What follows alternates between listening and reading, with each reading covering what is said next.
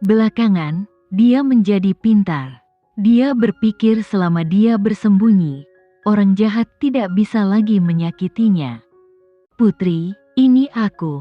Ini kakak David. Aku di sini untuk menyelamatkanmu. Jangan takut, dia berkata dengan lembut. Saat itu, dia menyelamatkannya dari tangan orang jahat. Dia tahu lebih baik dari siapapun tentang apa yang dia alami ketika dia masih kecil. Saudara David, mendengar suara kakaknya, Putri tidak terlihat takut lagi. Namun, tubuh langsingnya masih gemetar tak terkendali. Putri, jangan takut. Aku di sini untuk menyelamatkanmu dan membawamu pulang. Dia mengulurkan tangan lagi untuk memeluknya dengan hati-hati. Dia takut dia akan menakutinya. Saudara David, dia tidak lagi menentangnya. Dia mengangkat kepalanya sedikit dan mengedipkan matanya yang besar ke arahnya. Apakah kamu saudaraku David? Apakah kamu di sini untuk menyelamatkanku? Matanya dipenuhi rasa takut, mengingat kembali kejadian ketika saudara David menemukannya dalam keadaan serupa bertahun-tahun yang lalu. Gavin memeluknya, menundukkan kepala dan mencium keningnya. Dia menghiburnya sedemikian rupa sehingga dia tidak takut. Dulu, ketika dia dibawa pergi oleh orang jahat, dia masih sangat muda. Dia tidak memiliki kemampuan untuk melawan, sehingga orang jahat membawanya pergi dengan mudah. Dia sudah lama melupakan apa yang terjadi hari itu. Dia hanya ingat banyak orang jahat yang mengurungnya di tong gelap. Di dalam tong itu gelap gulita dan dia tidak bisa melihat apapun. Dia berputar-putar dalam kegelapan, yang membuat kepalanya sakit dan melukai seluruh tubuhnya. Ayah dan ibunya tidak ada di sana, dan kakak David juga tidak ada di sana. Hanya ada orang jahat di sekitarnya. Semuanya adalah orang jahat. Tidak ada yang datang untuk menyelamatkannya. Karena dia tidak mendapat dukungan apapun, dia tidak berani menangis. Dia terjebak dalam kondisi menakutkan itu untuk waktu yang lama. Ketika dia hampir putus asa, dia mendengar suara yang dikenalnya, "Putri kecil, aku di sini." Jangan takut, dia sangat takut, sehingga dia langsung jatuh ke pelukan hangatnya saat dia melihatnya. Kenangan yang terpatri kuat di benak Putri terulang kembali. Pada saat ini, dia kembali jatuh ke pelukan hangatnya. Gavin memeluknya erat dan membelai punggungnya dengan lembut menggunakan satu tangan. Dia terus-menerus menghiburnya, "Putri, tidak apa-apa. Kamu aman. Aku sudah mengusir orang-orang jahat itu." "Kak David, aku takut." Dia berbicara seolah-olah dia masih seorang anak kecil yang berusia 4 tahun, dan dia adalah satu-satunya orang yang dapat dia andalkan. Dia membuatnya merasa aman. Itulah mengapa dia menjadi jaring pengamannya. "Putri, tidak apa-apa sekarang. Aku di sini, dan aku akan membantumu mengusir semua orang jahat." Gavin menghiburnya dengan sabar berulang kali.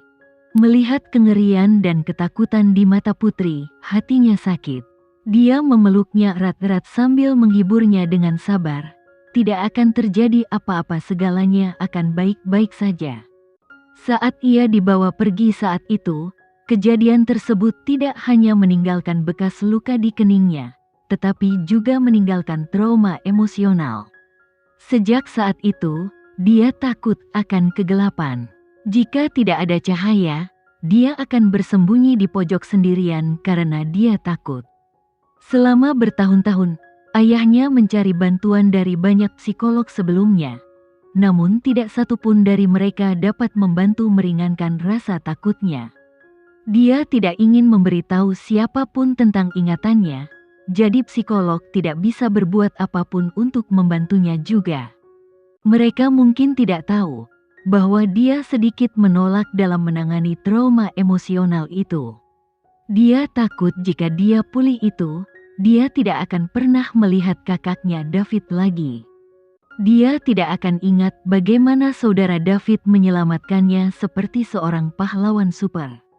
"Kakak David telah tiba." "Kakak David, Seperti pada waktu-waktu lainnya masa lalu, muncul tepat pada waktunya Putri membutuhkannya. Dia datang melewatinya sisi untuk melindunginya. Karena dia tahu bahwa dia aman dalam pelukan kakak David, maka lambat laun Putri tidak begitu takut lagi. Dia membenamkan dirinya dalam pelukan kakak David. Saat dia mendengarkan detak jantungnya yang stabil, detak jantungnya juga menjadi lebih tenang. Putri, kamu tahu, ada lampu di mana-mana. Jika kamu membuka mata, kamu akan melihatnya. Mengetahui bahwa dia takut pada kegelapan, dia membimbingnya dengan lembut dan dengan sabar keluar dari kegelapan. Kakak David, aku tidak takut lagi. Sama seperti bertahun-tahun yang lalu, dia berkata bahwa dia tidak takut lagi, namun tangannya masih memegang erat ujung bajunya. Dia sangat takut sehingga dia tidak berani melepaskannya. Dia jelas takut. Tapi karena dia tidak ingin orang-orang yang peduli tentang dia untuk mengkhawatirkannya, dia akan melakukannya. Cobalah yang terbaik untuk berpura-pura bahwa dia tidak melakukannya takut. Baiklah, kalau begitu aku akan mengantarmu pulang sekarang. Gavin menggendongnya dan mendekatkan kepalanya ke dadanya, agar dia tidak melihat wajah Rizky. Kakak, saat Rizky membuka mulutnya, Gavin ke arahnya. Dia memperhatikan saat mereka meninggalkan ruangan. Dia tahu dia sedang dalam masalah. Dia akan memberi kejutan pada gadis kecil itu, tetapi dia tidak tahu bahwa gadis itu takut pada kegelapan. Menilai dari betapa takutnya dia, pasti ada sesuatu yang terjadi di masa lalu. Tidak mudah baginya untuk membujuknya agar percaya bahwa dia adalah saudara laki-lakinya, David.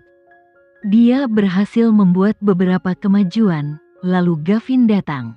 Jika Gavin tidak muncul, dia akan menghibur gadis kecil itu, dan hubungan mereka akan menjadi lebih baik. Dia mencoba mengingat apa yang terjadi sebelumnya. Ketika dia mengatakan bahwa dia adalah saudara laki-lakinya David, dia merasakan sedikit rasa jijik darinya.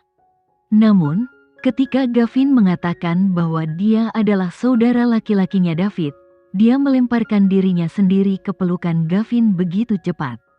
Tidak peduli keraguannya, mungkin Putri berada dalam kondisi sangat terkejut, dia akan tetap memegang erat pria yang paling dekat dengannya. Rizky sekarang memikirkan betapa anehnya Gavin muncul di waktu yang begitu tepat. Begitu lampu padam, Gavin bergegas masuk, seolah-olah dia selalu berada di sisi mereka dan mengawasi mereka dengan cermat. Benar dugaan Rizky, Gavin selalu bersama mereka. Setelah selesai bekerja, dia bergegas menuju tempat Putri berada. Dia berada di kamar pribadi sebelah. Dia tidak bisa berdamai secara terbuka dengannya, tapi dia bisa menemaninya dengan tenang. Dia hanya ingin tahu bahwa dia aman, dan itu sudah cukup. Tanpa diduga, lampu teater tiba-tiba padam, dan seluruh tempat menjadi gelap gulita. Saat itu, dia begitu mengkhawatirkan Putri hingga jantungnya berdebar kencang. Dia tahu bahwa bayinya, Putri, takut pada kegelapan. Kapanpun dia takut, dia akan bersembunyi di sudut. Dia terpaksa menyembunyikan dirinya dari orang lain, sehingga tidak ada yang bisa menemukannya. Gavin tidak menunda sedetik pun. Dia tidak peduli tentang hal lain. Hanya ada satu hal dalam pikirannya, dia perlu menyelamatkannya dan menghiburnya. Tapi dia masih sedikit terlambat. Dia bersembunyi di sudut, tubuhnya meringkuk menjadi bola dan dia terus gemetar. Matanya penuh ketakutan, seolah-olah dia baru saja melihat setan. Pada saat itu, dia ingin bunuh diri karena membiarkannya menderita. Dia jelas tahu bahwa dia takut pada kegelapan, tapi dia tidak mengantisipasi hal ini sebelumnya. Kelalaiannya itulah yang menyebabkan dia kembali trauma. Saat ini, Putri sedang bersandar di pelukannya, dan tangannya masih memegang erat ujung bajunya. Putri, aku memelukmu erat sekarang. Jangan takut. Dia menepuk punggungnya, dan menundukkan kepalanya untuk mencium kepalanya. Dia bersandar di pelukannya, seluruh tubuhnya menempel dekat tubuhnya. Dia bahkan bisa merasakan kulit dan lekuk tubuhnya menempel di kulitnya. "Kak David, aku ingin melihat wajahmu, boleh?" Putri bertanya dengan lembut dan hati-hati, tapi dia tidak menatapnya. Dia sangat ingin bertemu dengan kakaknya David, dan dia ingin tahu seperti apa rupa kakak David dalam ingatannya. Dia sangat ingin mengingatnya dengan tegas, wajah saudara David dalam benaknya. Dalam masa depan, jika dia menemukan sesuatu mengerikan seperti ini, pikirnya saudara David. Jika dia bisa membayangkannya dia tepat di sampingnya, itu sudah cukup berikan dia kekuatan juga.